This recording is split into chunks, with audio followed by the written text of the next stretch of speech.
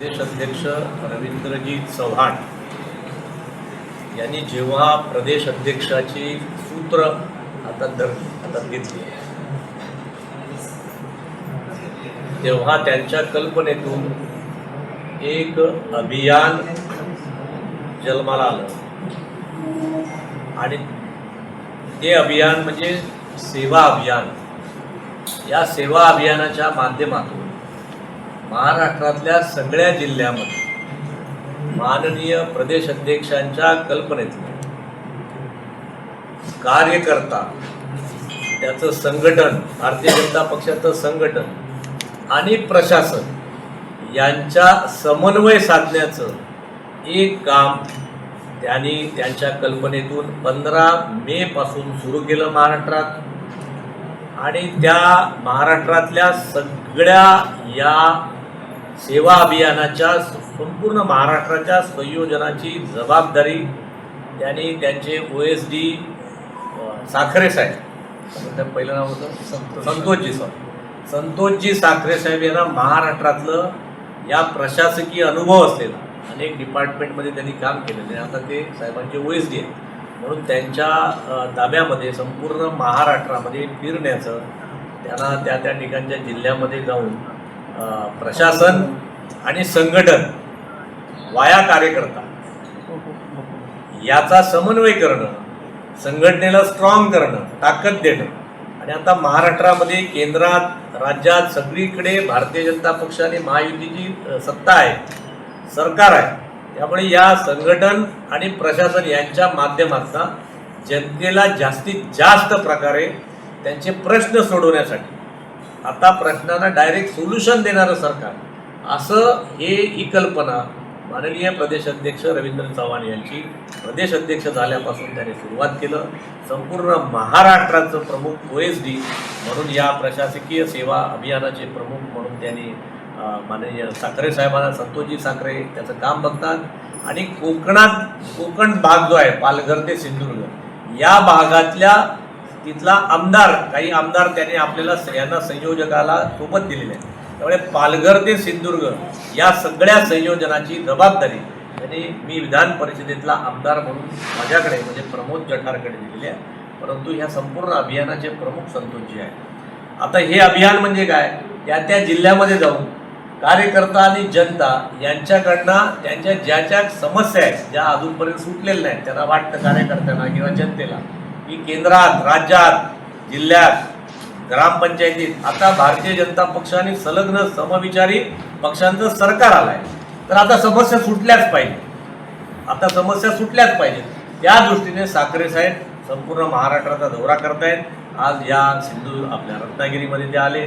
उद्या आम्ही दापोलीमध्ये उत्तर रत्नागिरी भागात आहोत, 21 तारखेला रायगडमध्ये आहोत, 22 तारखेला उत्तर रायगडमध्ये आहोत, 24ला सावंतवाडीमध्ये आहोत.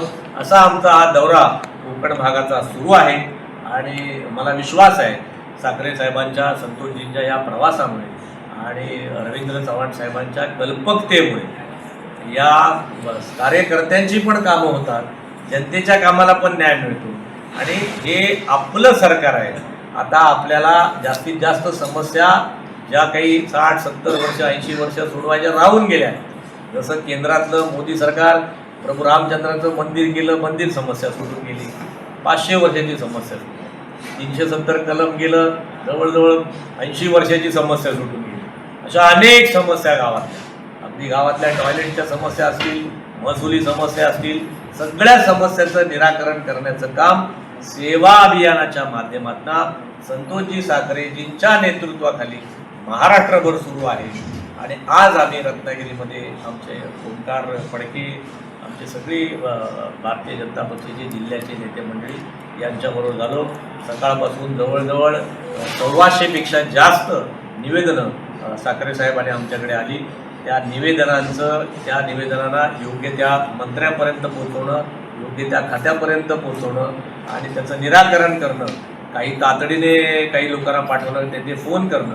मला वाटते साखरे साहेबांचा जो अनुभव आहे प्रशासकीय, त्या माध्यमातून आणि रवींद्र साहेबांच्या, चव्हाणांच्या कल्पकतेला दाद द्यायला पाहिजे. अशा प्रकारचं अभियान आज आम्ही सकाळी 10 वाजल्यापासून कार्यालय सुरू झालं आणि तुमच्या माहितीसाठी आम्ही दर 2-3 महिन्याच्या इंटरव्हलने साखरे साहेब हे प्रत्येक विभागात येणार आहेत आणि त्यांना सोबत करण्याचं काम या विधान परिषदेचा आमदार म्हणून पालघरपासून सिंधुदुर्ग मी स्वतः करणार आहे आणि माझे सगळे सवंगड्यांचं प्रश्न 2029 पर्यंत आम्हाला कोकणातले मॅक्झिमम प्रश्नांचा बॅकलॉग हा दूर करायचा, जनतेपर्यंत पोचायचं आहे, कार्यकर्त्यांना ताकद द्यायची आहे, बळ द्यायचं आहे.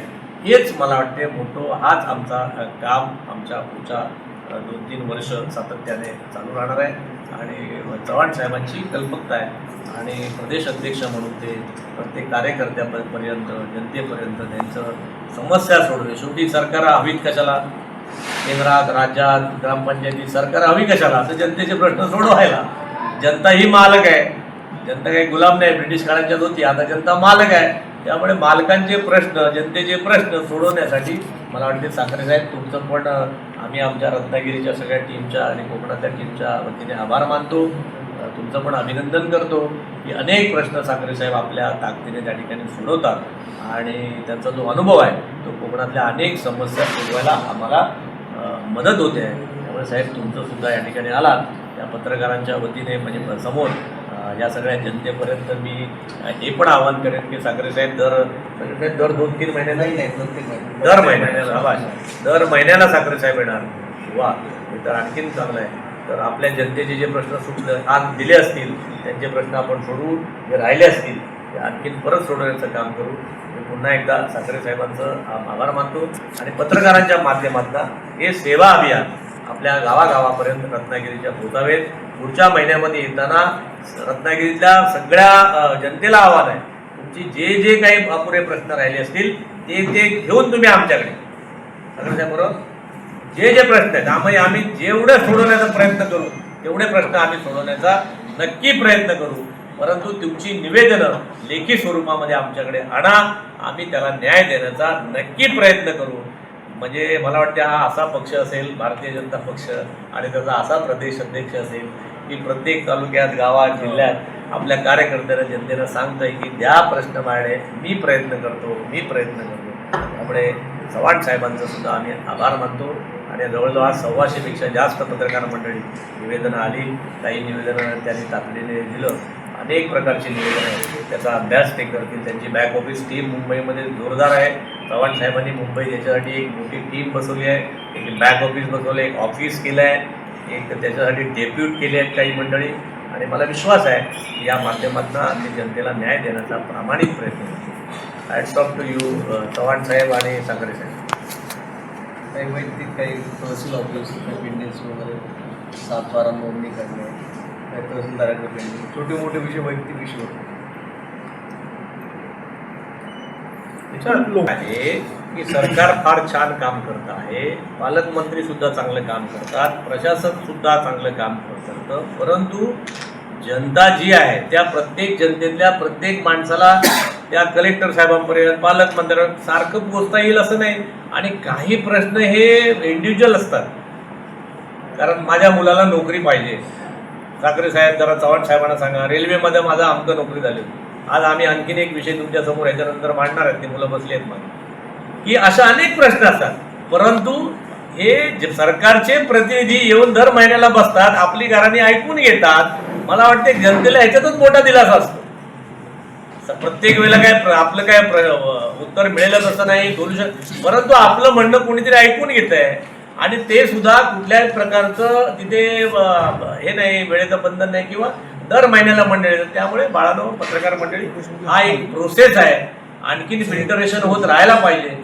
ज्यांना शक्य झालं नाही कलेक्टरकडे जाणं, मंत्र्यांकडे जाणं, अशा जे काही मंडळी असतील ती या ठिकाणी येतात.